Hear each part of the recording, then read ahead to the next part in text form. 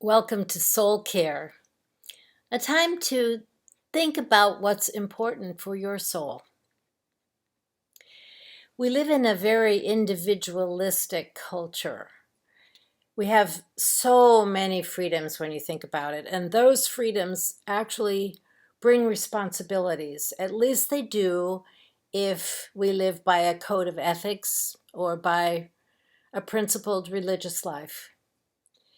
I'm thinking today about when it's right to stand up for something that you wish for yourself, and when it's best to yield to another way.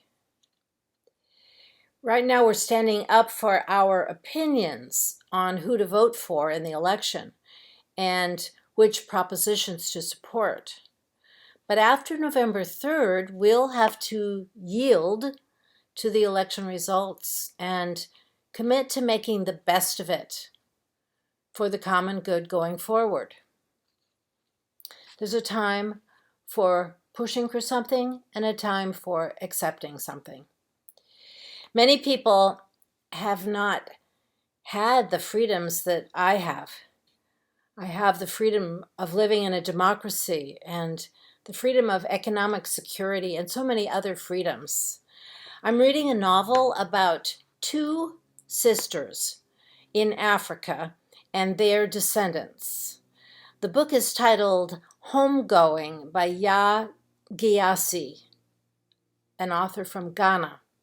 The story starts during the British slave trade in West Africa. One sister is taken by a white slave trader to be his wench, not his wife, because his wife lives in England. The other sister marries an African, like herself. Each chapter is a generation of one side of this family, one sister or the other sister. And the early descendants are captured and come by the Middle Passage to America. And then the stories of these two African American families continue on American soil in the South and then later in the North, up to the 20th century. It's quite a book. Along the way, the individuals had to submit to horrible oppression. They had no choice, but there were times when they yielded by choice. For example, a scene is vivid in my mind. A man named H. He never had a name beyond the first letter H. His mother had borne children, Agnes, Beulah, Cato, Daly, Urias, Felicity, Gracie, and then when his mother was pregnant, she was sold and then never named her child more than the letter H, which follows G alphabetically. Well, H was freed from slavery after the Emancipation Proclamation, after the war between the states, and walked from the plantation in Georgia, where he was a sharecropper after the war, into Alabama. There he was arrested for supposedly looking at a woman, a white woman. As a prisoner, he was sent to the coal mines where he worked in horrible conditions, underground. One day, chained to a white prisoner, he could see that this white prisoner next to him couldn't dig enough to dig his 10 pounds of coal that he had to do in a day, or he would be killed. So H started double digging.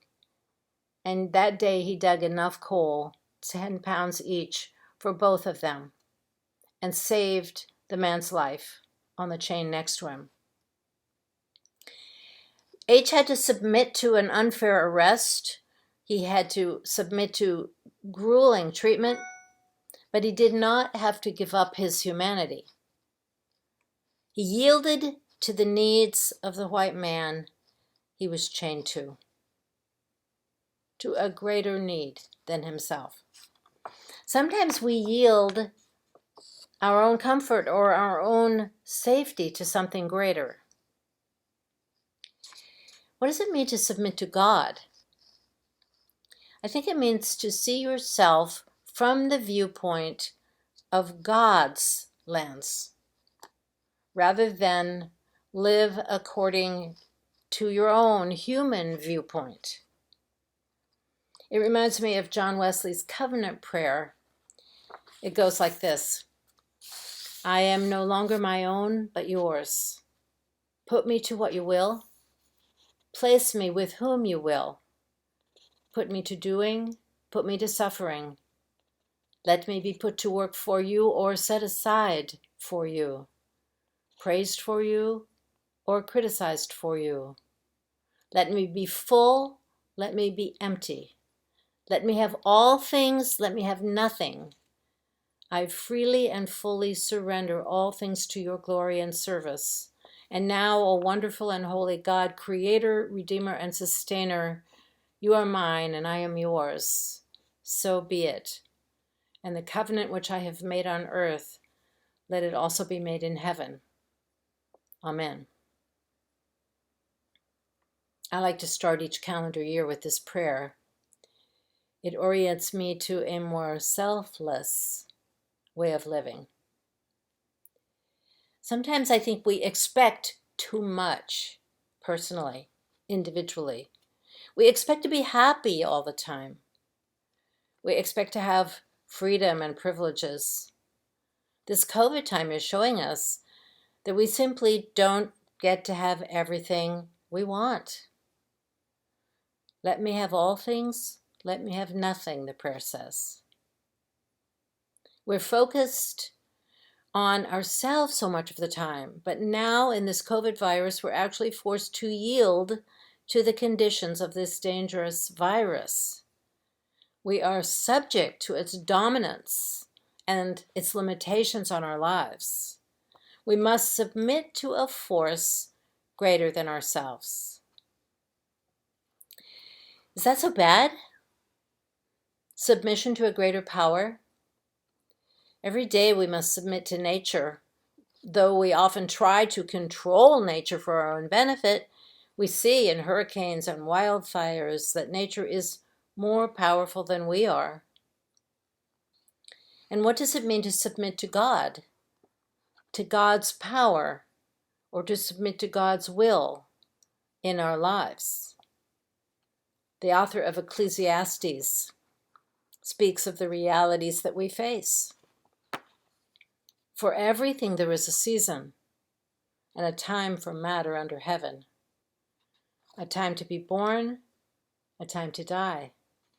A time to plant and a time to pluck up what is planted. A time to kill and a time to heal. A time to break down and a time to build up. A time to weep and a time to laugh. A time to mourn and a time to dance. A time to throw away stones and a time to gather stones together. A time to embrace and a time to refrain from embracing.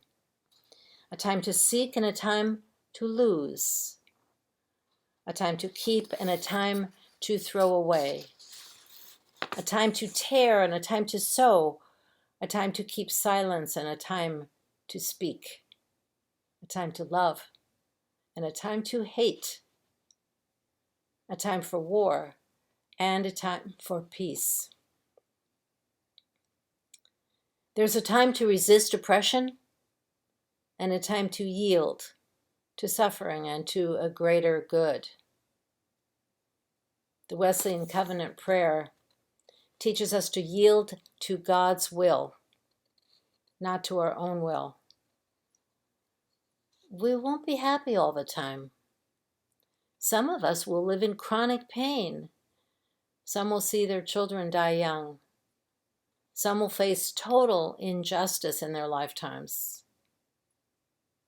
And yet, we can still yield to God, which to me means yield to love.